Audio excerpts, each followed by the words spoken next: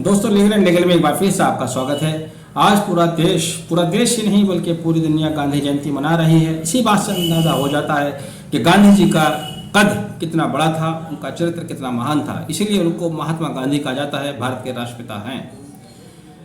आमतौर से आम भारतीय गांधी जी को एक स्वतंत्रता आंदोलन के रूप में से जुड़े हुआ या स्वतंत्रता के प्रहरी के रूप में जानता है। ये जानता है कि उन्होंने अहिंसावादी आंदोलन चलाया, इसमें सच है। यह जानता है कि उन्हीं के नॉन वायलेंस मूवमेंट के कारण हमारा देश 15 अगस्त 1947 को आज़ाद हुआ। अपने अहिंसा के सिद्धांत पर रहते हुए उन्होंने दुनिया की उस समय की सबसे बड़ी ताकत ब्रिटिश के साथ लोहा लिया, उनको नाको चने चबा दिए। उनके संघर्ष का नतीजा ये हुआ कि 15 अगस्त 1947 को हमारा देश उनके चुंगल से आज़ाद हो गया। गांधी जी एक वर्सेटाइल पर्सनैलिटी थे। उनको केवल स्वतंत्रता आंदोलन तक सीमित रखकर देखा नहीं जा सकता, बल्कि उनके और भी बहुत से चरित्र थे। हम आज लीगल एंड लीगल पर उनके दूसरे पहलू की चर्चा करेंगे। वो एक अधिवक्ता भी थे, एक बैरिस्टर भी थे।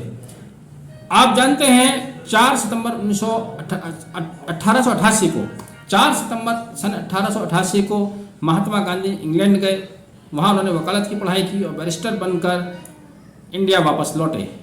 वापस लौटने से पहले 9 जून को उनको इंग्लैंड हाई कोर्ट द्वारा बुलाया गया और अगले ही दिन 10 जून 1891 को उन्हें इंग्लैंड हाई कोर्ट का सदस्य बनाया गया।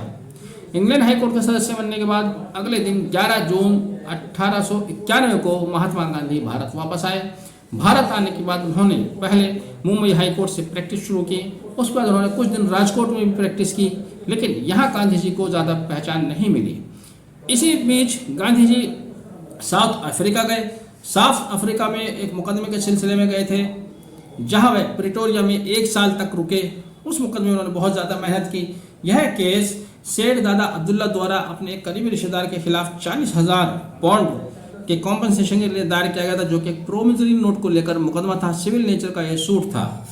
तो सेठ दादा अब्दुल्ला कोई मामूली हस्ती नहीं थे, उन्हीं के रिश्तेदार थे सेठ तैयब हाजी खान मोहम्मद। 1 साल तक उन्होंने कड़ी मेहनत की। मुकदमा गांधी जी के पक्ष में आया और न्यायालय ने सेठ दादा अब्दुल्ला के हक में $37,000 का केस डिग्री किया प्लस कॉस्ट। अब यहाँ देखिए महात्मा गांधी जी की महानता देखिए एक वकील की। वे अपनी पार्टी की तरफ से मुकदमा लड़ रहे थे, लेकिन उन्होंने मुकदमा जीतने के बावजूद भी खुद ये महसूस किया कि $37,000 उस समय भी बहुत बड़ी रकम थी, आज भी बड़ी रकम है। उन्होंने न्यायालय से आग्रह किया कि ये एक बड़ी रकम है, इस बड़ी रकम को देखते हुए प्रतिवादी को इंस्टॉलमेंट में पे करने का ऑर्डर दिया जाए, क्योंकि वह एक साथ इतनी रकम पे नहीं कर सकता। आप कन्फ्यूज हो सकते हैं, क्योंकि इस तरह की भाषा, इस तरह की लैंग्वेज, इस तरह की प्रेयर प्रतिवादी का वकील करे तो समझ में आता है, लेकिन वादी का वकील जो मुकदमा जीत रहा है वो न्यायालय से कह रहा है। और गांधी जी का अपने पक्षकार के ऊपर विश्वास भी देखिए कि किस तरह से उन्होंने उसको विश्वास में लिया होगा। सेठ दादा अब्दुल्ला जिसके मुकदमा लड़ रहे थे और खुद दूसरी पार्टी को रिलीफ दिलाया।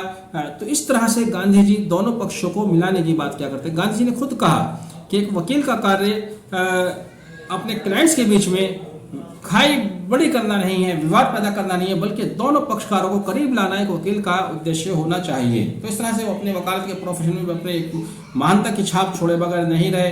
गांधी जी ने 20 साल तक साउथ अफ्रीका में वकालत की। 1893 से लेकर 1913 तक वह साउथ अफ्रीका में रहे।